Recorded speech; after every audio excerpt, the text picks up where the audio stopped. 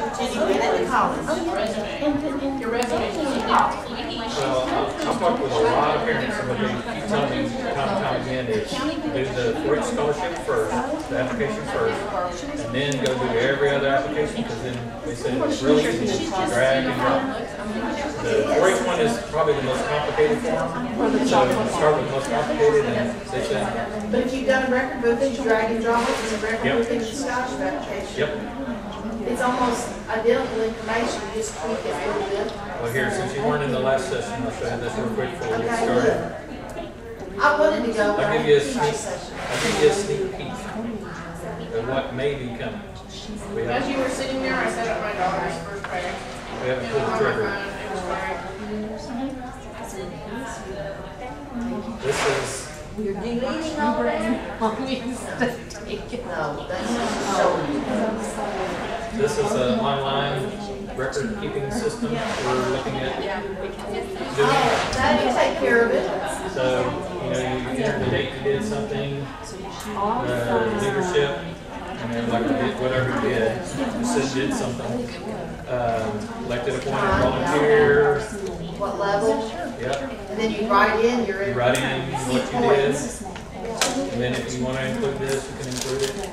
So if you did something on the county level and the district level, does it say you can just go through them? Every time you did something, So yeah. that you can list them? Yeah, every time you did something, or you come in once a month and do it, or every week, or, Oh, sure. you know, whatever. That's a good, because that gives all the information you need, because you got that little bit to write, a little bit short. Yeah, That's all you need. I mean, just answer what you did. And same thing for community service. Yep. It's same Oh, thing. yeah, that's the same way. But we're patterning it after. What do you have on that project record page, though? Well, it's That's still the old stuff? Well, it's still the old stuff that what Jody and I have been working on is looking at doing something different with it. We didn't really show that today, but I mean, we've looked at different formats of doing it because, I mean, you and I both know sitting here that a blank page is not helpful to the kid at all. Have you looked at Micah Holmes' website? Yeah, she has some good stuff too, so, We pulled a lot of stuff off that. yeah. But I still think that having it divided into two sections is a problem. Yeah. Just, it's like 2 or 3 pages, whatever you want to write, it's a project. I agree with you. And let them, you know, I think that charting with short scenario, a place for like a little additional stuff. I like that Because too. charting That's something doesn't that work 100%. for every project. You're right. But I think a chart plus a little short bullet point. Just a deal for like a 1 paragraph. Yeah. I think if more kids will recognize it was set up like that. Yeah, I agree. But then you get that little bit of flexibility to add. I totally agree. You're already starting to put some of that. You do it first. We need something new and different. Yeah, I'm punting. I got asked yesterday at lunchtime if I could punt, so I'm going to punt. Sure. Hopefully we can get you all in and out and time for lunch. Oh, don't stand between us. I definitely Of want. course, they've had so many snacks out there. But I'm gonna be at lunch too, so. And they Okay. found a replacement for Cheryl yet? Yes, as a matter of fact, yes, they just announced that, what, last, I didn't see it. you didn't see it enough? I was gone last week. Who got that, Cheryl's position? You'll be the new personnel director? It could be, but I don't wanna look it up right now. I'll think of her name here in a minute. Anyway, if you haven't gotten the notice yet, whenever you, or been around or whatever, or registered this morning, Lisa is bad sick, so she's not going to be able to present today. So you saw that the J&G session was this afternoon was canceled. She was also going to be doing this. We somehow got a hold of her PowerPoint, and they asked me yesterday to lead this, so it's going to be a little rough. because this is not my presentation, this is not my specialty by any means, but I'm going to try. So having said that, if you feel inclined to get up and go out at any time during my presentation, feel free to do so. I hate leading into a session like that, but I do understand that what I'm presenting is not really what you're looking for, then feel free, by all means, to jump up, and you're not going to hurt my feelings.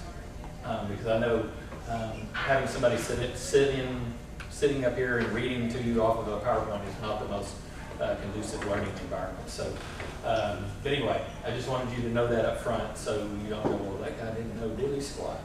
But anyway, I'm going to do my best to present some of the information. I think Lisa put together a lot of good resources here for you on her presentation, and hopefully we can share some ideas to help get you started.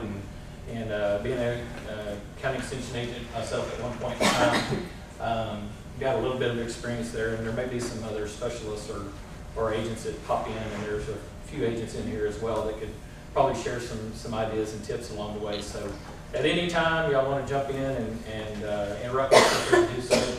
And I guess I need to introduce myself first. I'm Derrick Sharethefun. I'm a 4-H specialist in Dallas, and so I cover District 4. I've been in extension since 2000, started out as a county agent in Smith County, which is in Tyler, and from there just moved around a little bit, and now I'm kind of settled in McKinney up in that area. So enjoy what I do. I enjoy working with kids. That's a part of my job that I probably miss most as a specialist, is seeing more little kids and watching them grow and develop. So from a county agent point of view, from a parent point of view, from a volunteer, club manager, project leader point of view, that's where the rubber meets the road. And that's the place to be in my book. And so that's why I'm also a volunteer for my kids club. I serve as their sport fishing project leader, so that's kind of fun for me. So I get back to seeing some of the little kids learning and whatnot. So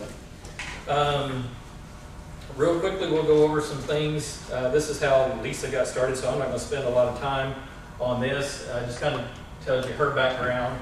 But she's basically done a lot of coaching and things of all different levels, ages, and so on and so forth. And I don't know, have any of y'all seen this video? If you have, then I won't share it. But this is excellent. I saw this when it first came out. This is Jennifer Nettles from Sugar Land, and she's in front of the, I believe, either the house or probably the house there in Georgia, describing what 4-H did for her. And if you don't know her background, she actually started off, she talks about it in the video, but Georgia has a program called Clovers and Company, and it's kind of a talent show, traveling talent group that 4-H has there in Georgia. And they go all over the state, but then they also go all over the country too, performing, doing musicals and those kind of things primarily. And so Jennifer was actually, that's where she got her start, was in 4-H. And so she's talking about her experience there and what 4-H did to enable her to be the performer that she is. So we'll, real quickly, let me make sure I've got my audio plugged in here so y'all can hear it. Make these cords stretch.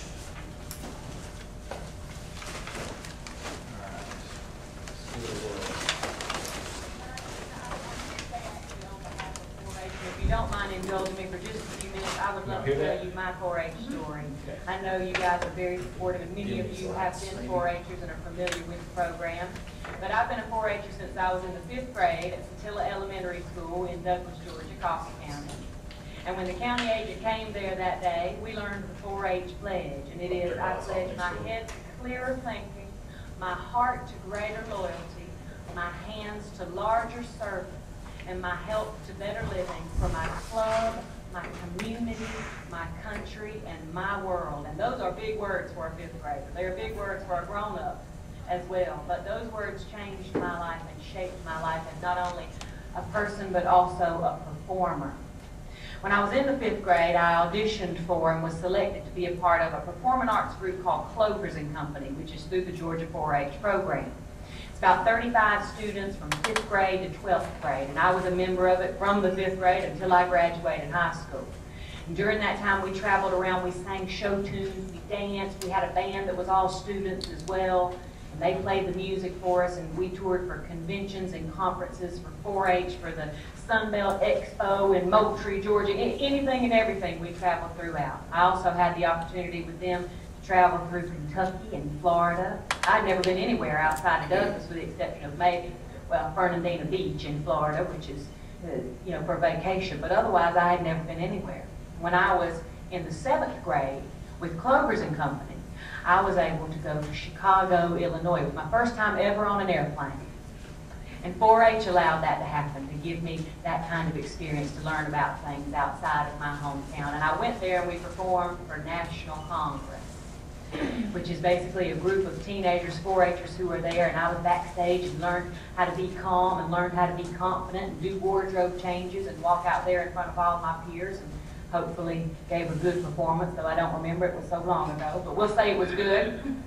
But what it did do is that the whole 4-H experience with Clovers and Company did help me as a performer. So last year, which you saw here on the video at the top, when I stepped out on stage at the inaugural concert on the steps of the Lincoln Memorial in front of 800,000 people, which is the most people I've ever performed in front of, and the President of the United States and the First Lady and the Vice President and his wife and family, that was a piece of cake because I had had all of this experience to pull from and draw from, and nothing is scarier than being a teenager anyway, walking out in front of other teenagers. So that was what I call perspective and what I like to think of as clearer thinking here that it says in that case for my country.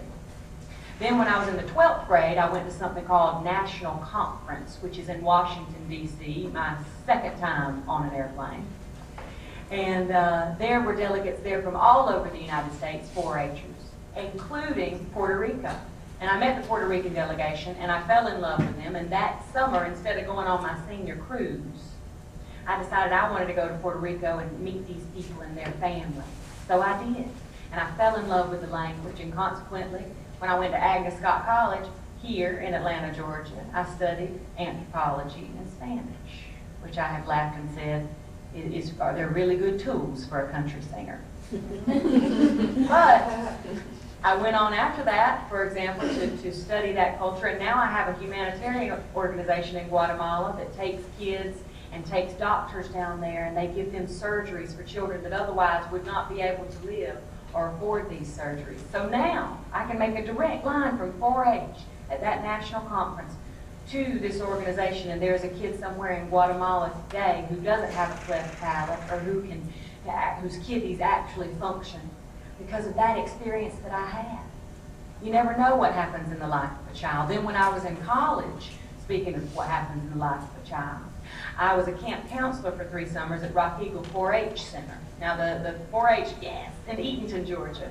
The 4-H camping program, we have 5 camping facilities, and we camp about 10,000 kids per summer. A lot of times for these kids, it's their only time ever having been outside their hometown as well. And they get to be kids at a time when we all grow up so quickly. They get to learn things like swimming and volleyball and go on the nature trail and dance and crafts and all of that. And for me, as a young person, being able to see the excitement in a child's eyes when he learns how to swim for the first time, or to see a little girl look up at you when you're painting her fingernails outside the dining hall and know that she can't even believe it because it might be the only time she's been touched out of kindness.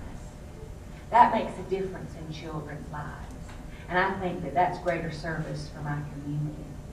So I'm here today on behalf of 4-H, and obviously you guys have remembered 4-H, and I appreciate that, and I ask you to continue to remember that. And remember the story of how it changes it. Cut off on this, but you know, I think not only does that serve as a great example for what, you know, a contest like Sharethefun can do for our kids, but just 4-H in general. I thought whenever that first came out, I mean, it was something that really validated what I did and what you all do as leaders. You know, I think that you never know that one particular instance that'll touch a kid's life that'll change it forever, and you see the ripple effect that it's had on other people, you know, that she's been able to touch. So I think that's pretty moving stuff, pretty cool. But you know, it all started off with basically a talent event. That got her motivated, and look where she's at now. Come on. Here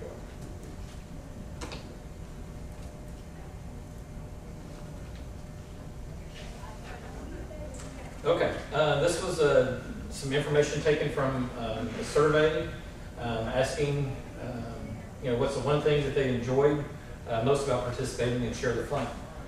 They enjoy meeting new friends. Obviously, a big carrot for our senior members is competing on the stage there at Roundup.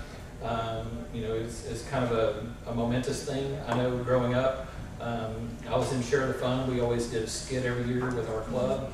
And I think we finally ended up making it to state one year. And so that was a cool experience for me because, I thought, we finally met or made it to our goal. We made it on stage at College Station. And so that's a big place to be whenever you're a kid. Sometimes we might take something like that for granted, but to a kid, it's a big deal. It's a really big deal. It lets kids meet other people, obviously, and it just lets them unwind, be crazy, be goofy. Gives them a reason to act silly rather than, as a parent, we're always telling them to behave, straighten up. This lets them let their hair out and go crazy for a little bit. And that's okay, and that's good, and that shows their creativity and their energy, and it's fun and engaging to see. It's fun to watch kids when they're excited and they're having fun. To me, that's my recharge too. Is whenever I go to state roundup every year, I always go and try to make a point to watch Share the Fun events because that's really what pumps me up again for the next year and gets me going. Most important skills gained. This is from the same survey. Not being afraid to speak in front of crowds. We all know, we've heard, that's the number one fear of all people, not just kids, but adults too. Is speaking in front of an audience. And so, every time we can get them up in front of an audience, whether it's at a club meeting or, maybe you take them to a senior citizen center or something like that, let them perform in front of them, you're helping them build that confidence and self-esteem that helps them get over that fear. Obviously, public speaking goes along with that. Projecting their voice. This is the number one critique that I always put on Share the Fun whenever I'm judging. Is, they're not projecting enough. They're not getting their voice to the back of the room. A lot of times our kids have a hesitancy of talking loud because they feel like they're overpowering the audience and they're being rude, because we've always told them, hush, be quiet, don't talk out loud, don't raise your voice in here. But in Share the Fun events, it's just the opposite. You've got to go over the top with your performance. You've got to go over the top with your voice. And so you've got to learn to project. And that's not something that's easy for kids. It's not something that's comfortable for kids. So, to me, as a judge or as a coach, I would encourage you as a judge to sit at the back of the room, or as a coach to sit at the back of the room, and then even have the kids switch off. Have part of the performance going on up front, and have some of them sit at the back, so they can critique each other and they go, oh, well, that's what they're talking about. I can barely hear them up there. So they can get a perspective too of how loud that you really have to be in order to be heard. Obviously, they can get over some of the nerves as well. If you could encourage another 4-H member to do Share the Fun, what would you tell them? The number one response there is it's fun. I think we all take that for granted, but that's what kids want to do whenever they're coming to our club meetings, is they want to have fun. And a lot of times that's what we miss. Whenever we're programming and we're thinking of ideas of things for kids to do in their club meetings and their project meetings, so we forget the fun aspect. We want them to learn, yeah. And so we're always worried about, teaching them this and teaching them that, but let them have fun along the way, and then sneak into learning, somewhere in between.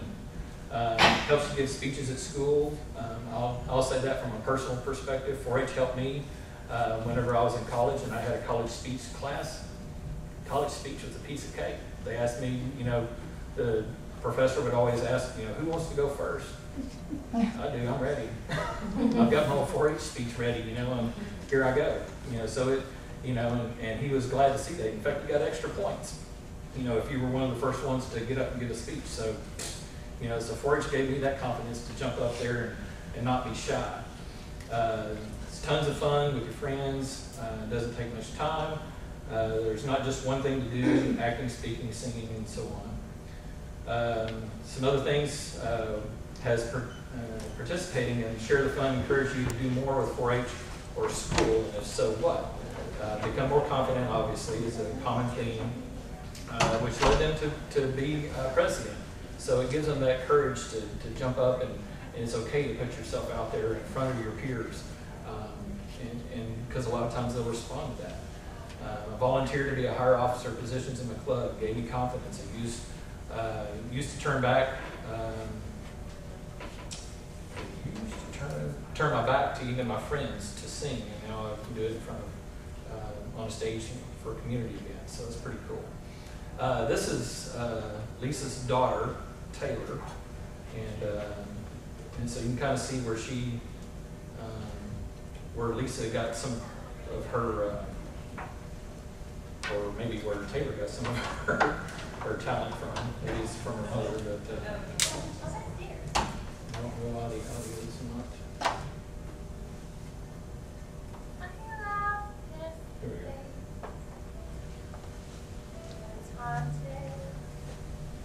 Without you,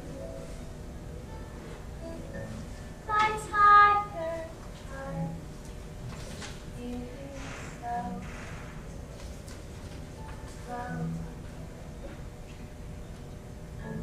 Our hearts seem that we want it, we want it. Our hearts seem that.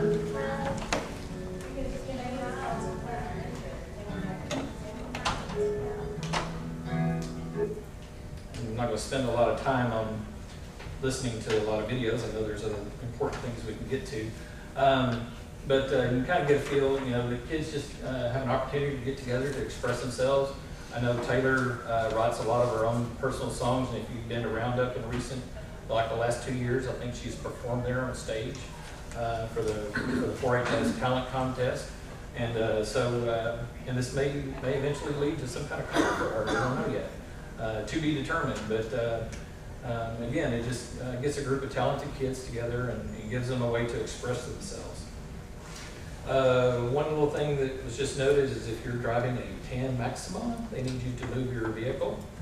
So they're somewhere parked over here that they're loading. You need to unload some dirt or something today. So if you have that, if y'all can move your vehicle, that would be appreciated.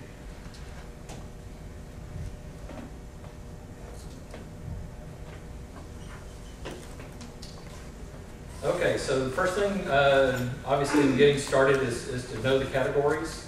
Now there are 6 categories within Share the Fun. It used to be 5 forever, but we kind of broke it out a little bit this last year. So solo and band is one that's probably the newest on the list there. And then Celebrate 4-H. Celebrate 4-H is all about just having some kind of skit for kids to do that relates to 4-H. Promotes a good, positive 4-H message. It could be kind of recruiting in nature, or it could be just something lighthearted that is even educational or just whimsical. We've seen lots of different things, and there's some examples later on in the slides that we'll share. Choreographed routines, that's usually some kind of dance routine, or I've seen like karate, would be considered a choreographed routine. Sign language is usually considered a choreographed routine. Musical, that's where a kid is obviously playing an instrument by themselves. There's no vocal whatsoever. As opposed to the solo and band, there is musical accompanying that goes along with that. So for a band, you usually have a singer and then some bandmates that are playing instruments, and solo you may be up there playing a guitar by yourself or a piano, much like a young man did this last year that won in State Roundup. He was playing the piano. Poetry and prose is somewhat self-explanatory. The kids usually get in and do a presentation either solo, or they can do it with a group as well. But it has to be something that's poetic in nature. Vocal is just you as an individual getting up and singing. And you can have a pianist playing along with you, or you can have a recording that kind of goes along with your vocals. General basic rules, just so you know, if you're a senior category, first and second place are the ones that are eligible to go to state. So if you win first or second at district, then you can move on. Juniors and intermediates, obviously the highest level that they can go is district. It is now, again, a Thursday contest at state. The year before it was a Wednesday, Thursday. But always, just check the schedule whenever the schedule first comes out so that you know how to plan accordingly for not only that contest, but other contests that the kids may be entered in. Because you don't want to, if you got a big, large group, getting a Sharethefun presentation together, and it's on Thursday, you also want to do an educational presentation, then you're going to have to pick and choose, because those are on the same day. Anyway, youth can only participate in one Sharethefun event, so you can only do musical or vocal or whatever your choice is. You can't do more than one. You must use the same material from district to state. You can tweak it, if need be, but it needs to be pretty much the same material that you use. So the same song that you sang at district needs to be the same one that you sing, or very, very, very closely, whenever it goes on to state. There's really no way for us to know that. It's just kind of the honor system. Other than they would know, the people from your district would know, but as a judge from a different district, I may not know that. But anyway, it's just expected. Presentation length is 6 minutes. There's usually setup time of 4 minutes. And again, like I said earlier, you can have some music or CD that's played by a performer. That's allowed. So just be sure to check the rules. There are a maximum of 9 youth per group in each of those categories. So just know that ahead of time. County participation, this is from the Brazos County perspective, where Lisa's from. Typically they have over 125 youth at the county level. That's a lot. that's a good, successful program, if you ask me. So that's they're doing something right there, and so it's something worth modeling after. And so if you can figure out ways to incorporate this, some of her ideas into your program, then by all means run with it. And I know she'd probably welcome any kind of phone calls or emails or anything like that that y'all want to send afterwards. Again, for those of you who might have just came in late, Lisa is not able to be with us because she's really sick right now. Volunteer support, team coaching is a great way to start. With anything in 4-H, I would say don't go it alone as a volunteer. Get a couple of you together. Number one, if you're sick and we had a practice tonight, then all the kids that were going to come to that practice would miss out because of that. But if you had a team coach, somebody from a different household, hopefully not your spouse or something, because if you're sick, he or she's probably sick too, or taking care of you, should be. If you can find a team coach to help you with that, then that'll help with continuity of project meetings and practices and those kind of things. That way the kids don't miss out somewhere along the way. Planning meeting to discuss ideas and form teams.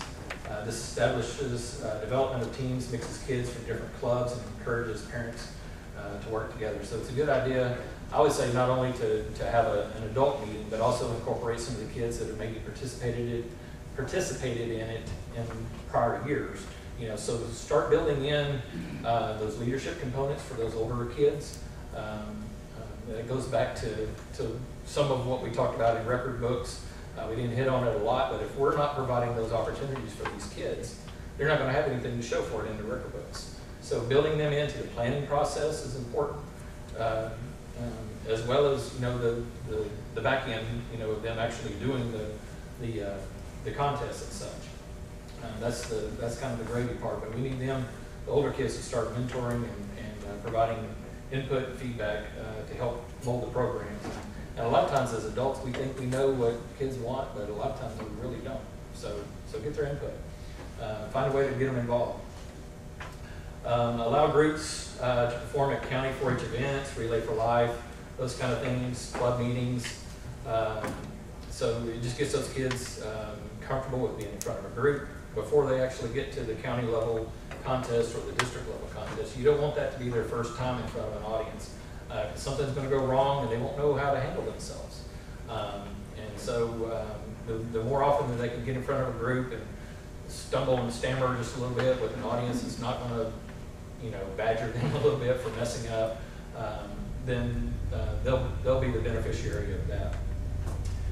Project meeting ideas to support project, watch show productions together, tour a theater company, invite teachers, singers, and so forth, and other artists to come and critique.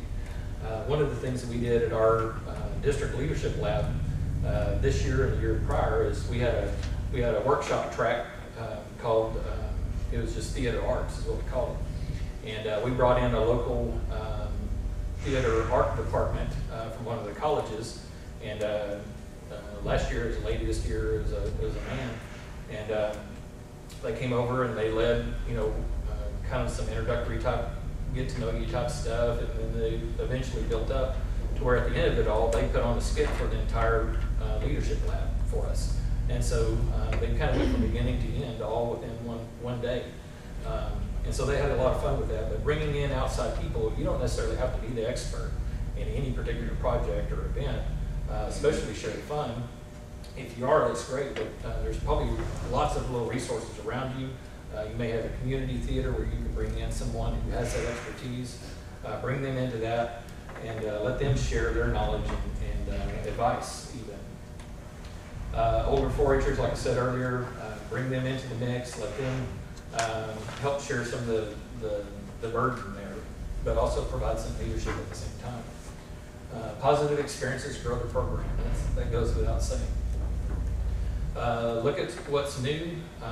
This is always something that's that I see in Sharethefun at state contests. I see a lot of the same old. And I'm just like, come on. There's so much new material out there that you could just kind of glean off of and put a twist on it and change it into something fun and whimsical. I mean, how many times have we seen Wizard of Oz at state roundup?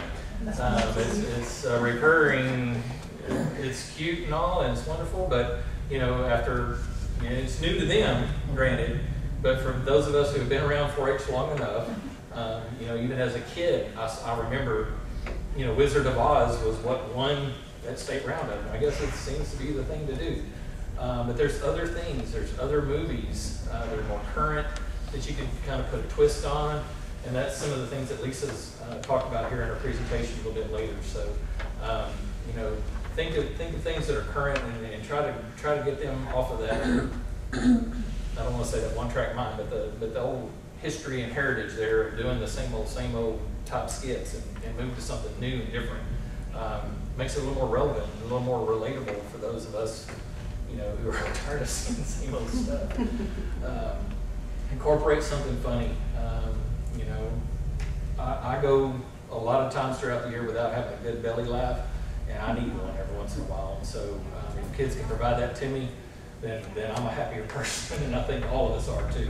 And as judges, we appreciate that, and because we need it for sure. That you can get something funny.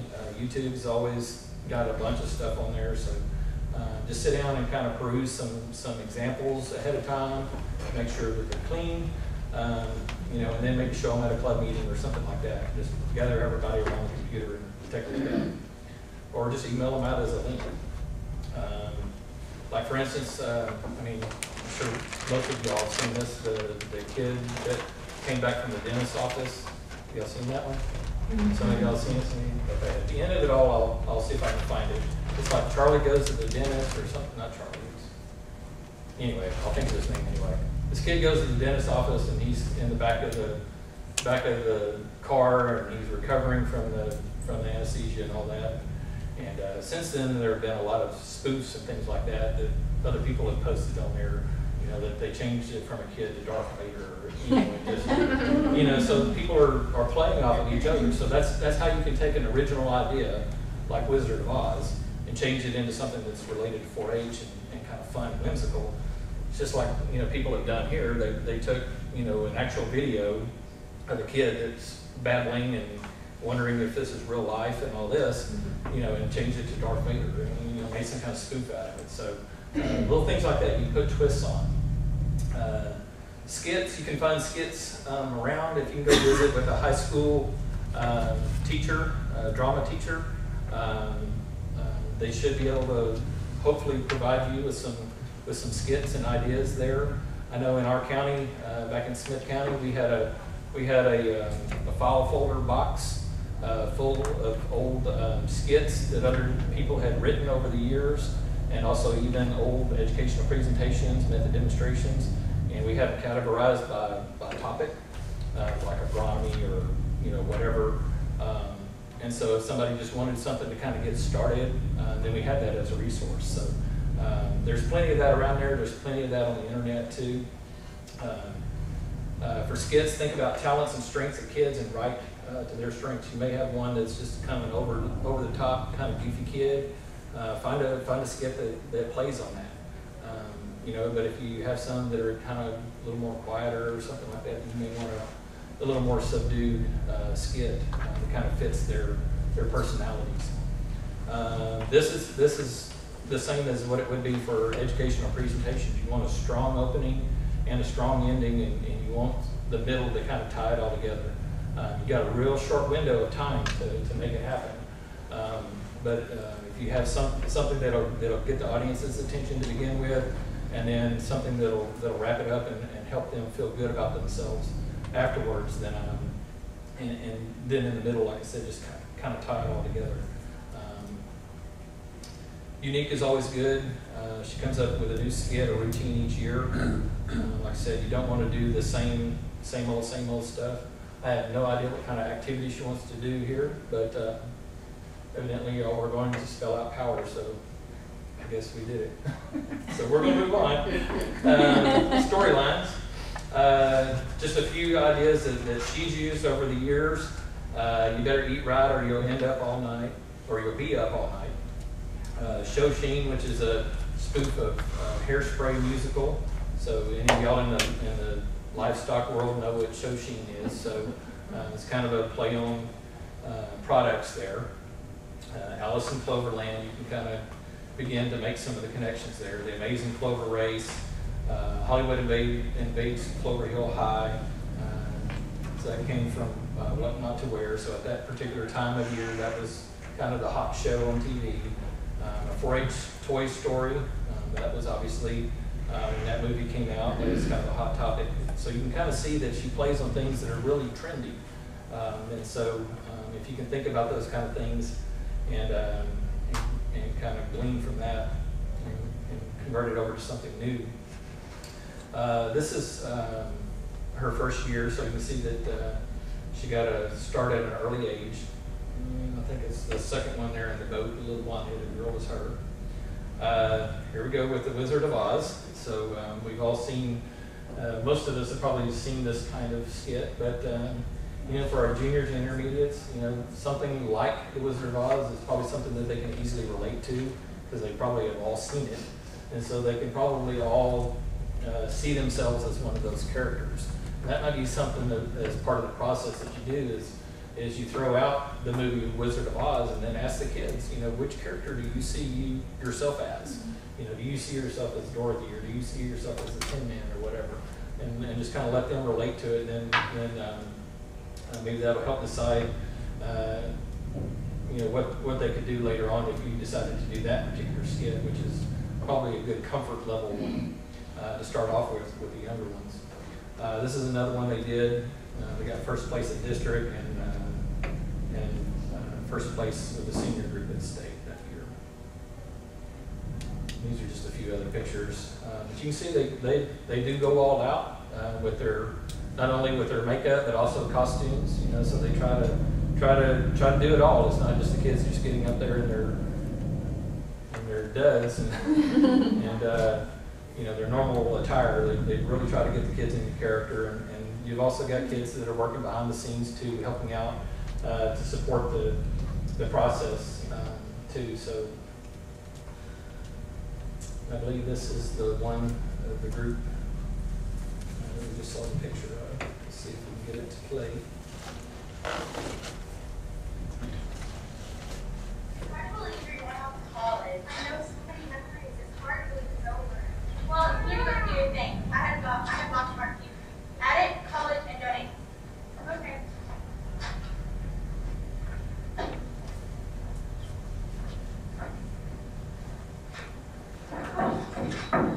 My eye, help! My eye! I can't find my eye! Well, yeah, we're going to college. But Danny doesn't want us to. What if we go to Andy will want his third favorite. Oh, yes. Well, that's for all this thing. All of our teachers. Oh, my friend. Well, howdy, partner. There's a snake in my food. Infinity.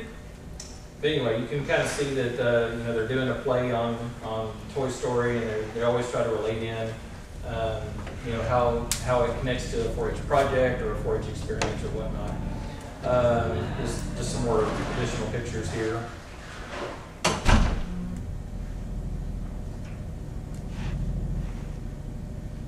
We'll skip over some of these. I know she probably had some personal things that she wanted to add to those.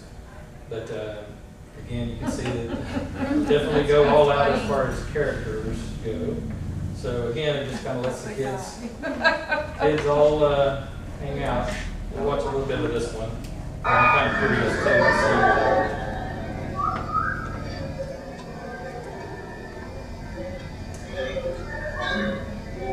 see. Number one, if I remember this one, let's stay or not.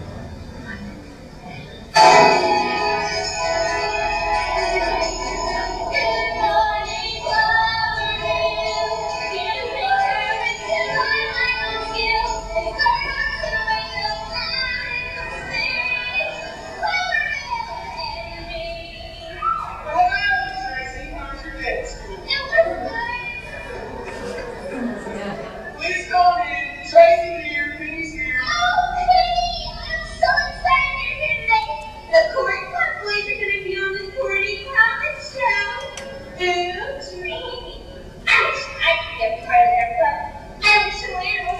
And this is, I guess, I don't know if this was a year that it was at Reed Arena or not, but in different years, you know, we've had different audio on the stage at State, and so, you know, the kids really need to go ahead of time and practice and see if they need to project further or not. This was a year that evidently you could hear it in the back. I know that, like, even this year, I had a hard time hearing, you know, the kids' performance on stage when they were away from the floor mics. So it made it a little bit difficult. So you know, practicing on the stage that they're actually going to perform on is, I think, really, really key. And then as a parent, I would be sitting at the back of the room again to say, you know, hey Billy, I couldn't hear you, or, you know, y'all were right on spot or whatever. So just having somebody that's always sitting at the back of the room, I think is a good idea. And even some that are up front too may not hurt either, because you don't want to be too overpowering either, so that you kind of lose character and to the point where you're just shouting all the time. Alice in Cloverland, so this is kind of a play on that. And like I said, they don't hold back on costuming and all that, so kudos to them. They're doing something cool. That was last year's, right? This is last year. Yeah, I think it was. I want you to mention that. Music adds depth and professionalism. You heard on the last one that they incorporated a little bit of music in with their first part of their production, and you can certainly do that along the way. She uses a program called Audacity, and you can easily, you know, kind of splice music together. I've And used it's free. Yes, Audacity and it is free. Yes, it's a good little program. I've used it myself. So you can do it for audio tracks as well as vocals and those kind of things if need be. And she mentioned that she personally likes to use music in all of her Celebrate 4-H skits.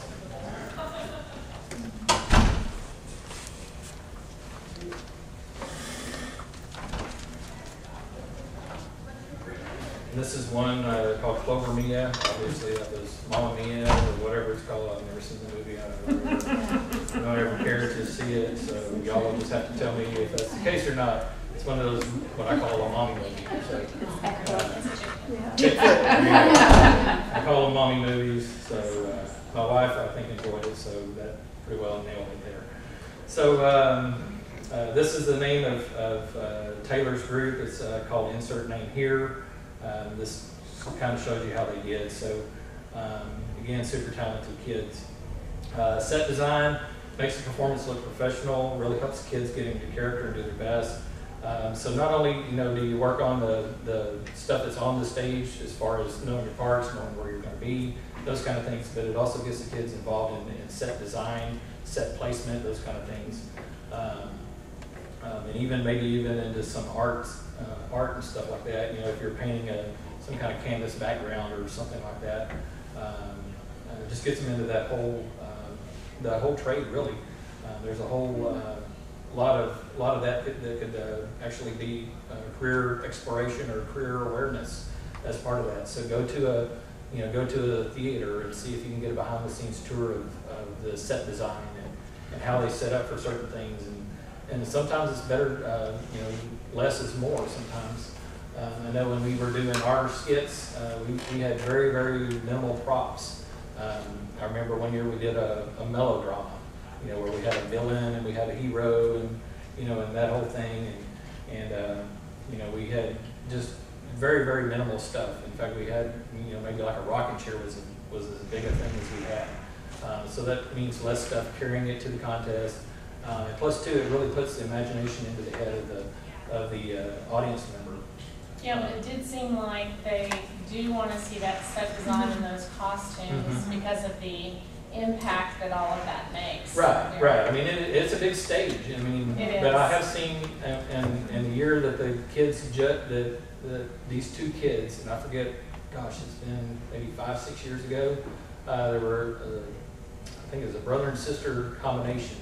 But they got out there by themselves, no props, no nothing. And they did their Sharethefun skit, and it was the best thing I've ever seen in my life because they painted the picture with their story.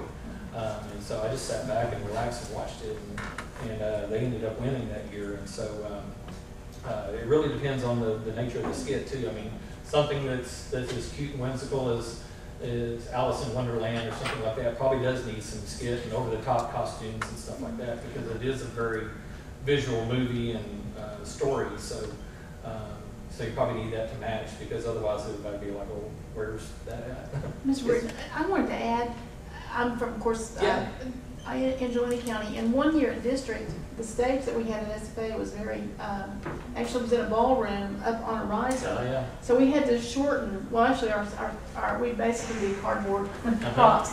So they fit there fine. But then when we got to stage, on the big stage, we were like, oh no. Yeah, they look so tiny. Yeah, they do expect to see props that match the stage area. Right, so I don't know what we can do about that. If you look on the design team that does, there's a fashion show, that design contest for the stage, you'll find out what the dimensions of the stage well, actually we knew what the dimensions were, but I guess what I'm saying is we'd already gone to district. Consistency from the district to the state. Yes, and I don't know how. Yeah, I think that just really boils back to the district and what facilities they have available. Sure. So we need to find out early on if maybe they could have moved it into the moved it into the grand ballroom there would have probably been better. So I just have to probably talk to Dr. Williams. Yeah, just talk to Muncie about that. Okay. And just say, is there a way for us to have all of our Sharethefun skits on stage so that it is an easy transition from district to state? Our kids were saying we can just redo all the props, and I was like, oh yeah, that would have been tough. Yeah, that's a huge endeavor and a huge undertaking. It is. And it's too depending on what you've got put together. Certainly,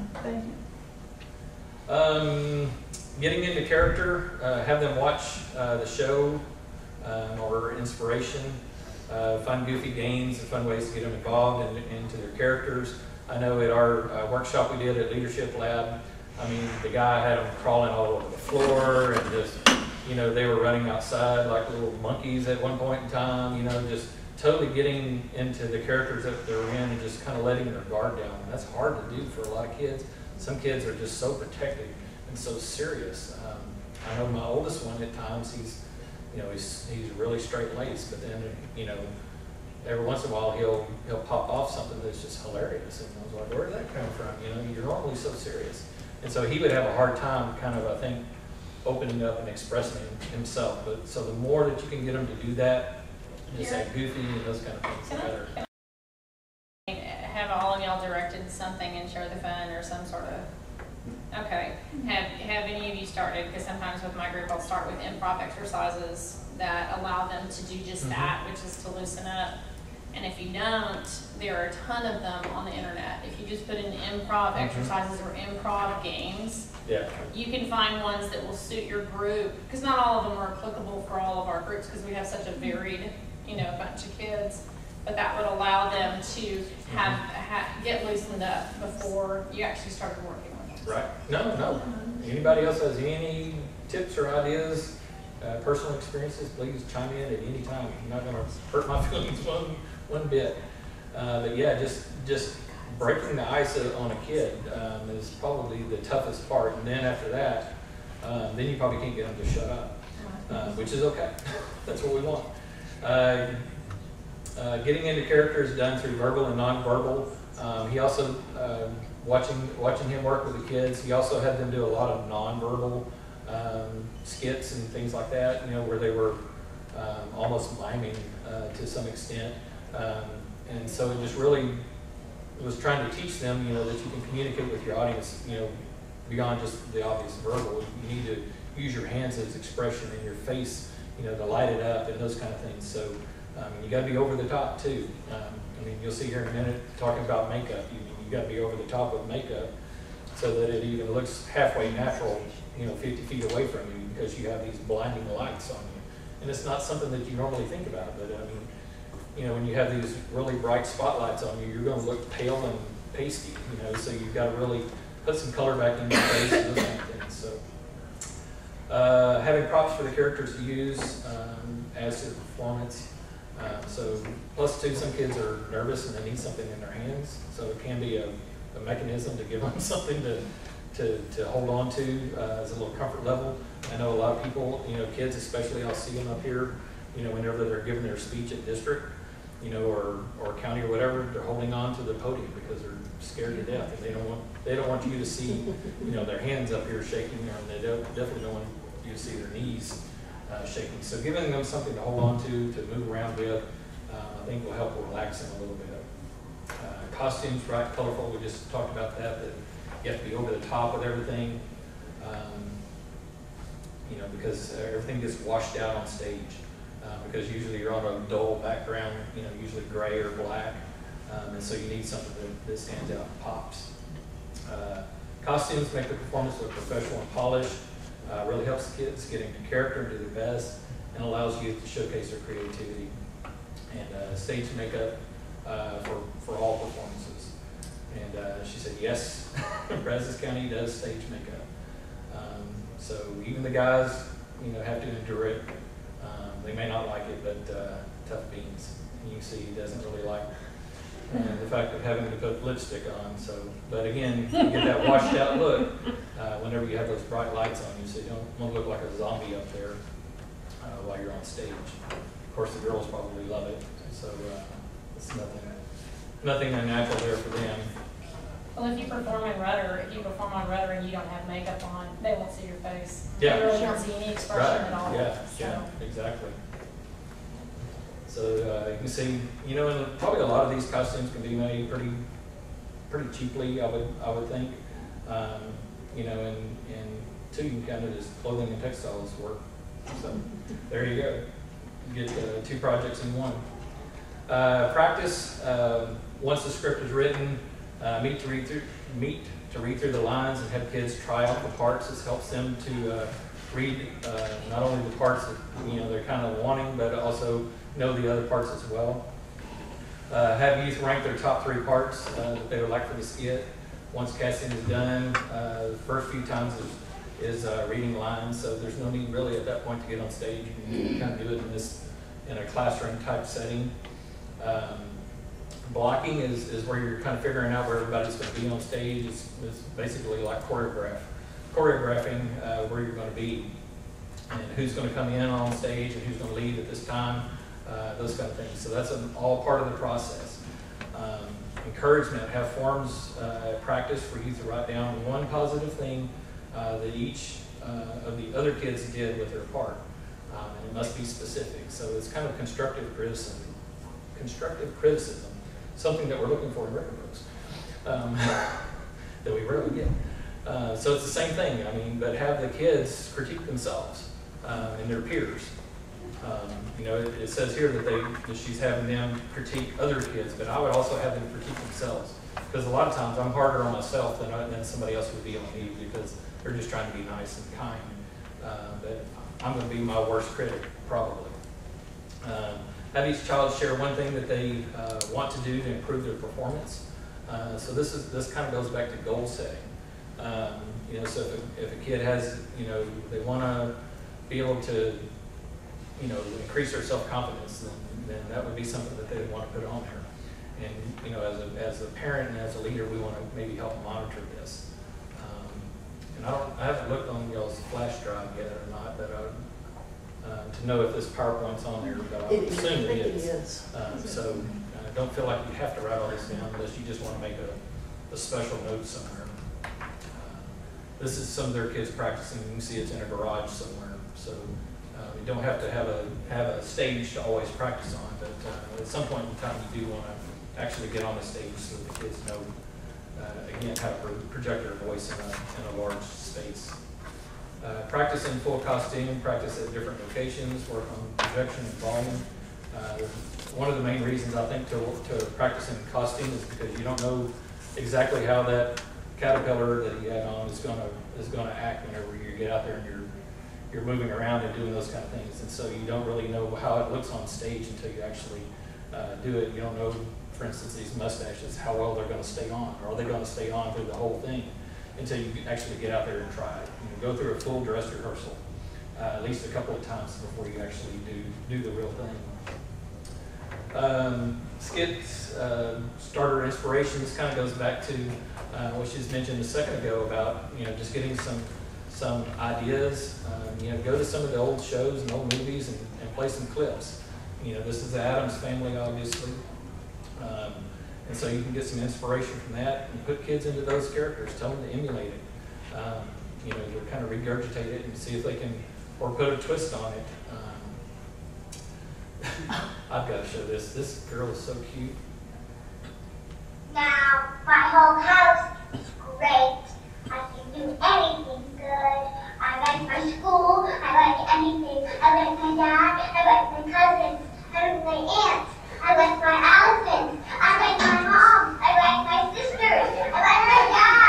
I like my hair. I like my haircuts. I like my stomach. I like my stuff. I like my room. I like my whole house.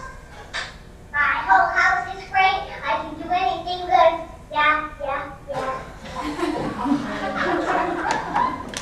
So there you go. There's a little, y'all can put some kids up there and say, okay, y'all just repeat that. You know, y'all do a similar performance. That girl had way too much sugar, I think. Number one, she wouldn't have been jumping up on the sink, but anyway. And then if you want the ultimate inspiration about, you know, I guess, what do they say, that imitation is the greatest form of flattery or whatever? Yeah. So, you know, if anybody wants to emulate them, then these guys, then go for it. But it's kind of funny that you have to have subtitles for a TV show. It's filmed here in the United States. A hidden world where nature rules and man finds it back. If you think you can come out here and do it, good luck to you. Is that swamp people? That's swamp people. Yeah, if you've never seen swamp people, that's a whole other country right there. That's filmed in deep Louisiana. So every once in a while, somebody will accidentally or on purpose. Yeah, so I mean, you can take those guys and turn it into a skit pretty quick. You know, like shoot them. You know? Yeah. But, you know, those are just some great examples. I don't know if any of y'all watch this show, but it's always got some good one-liners and stuff like that. It's kind of a nerdy show, but it's one of my favorite shows. What is it? This is Big Bang Theory. Oh, it's hilarious.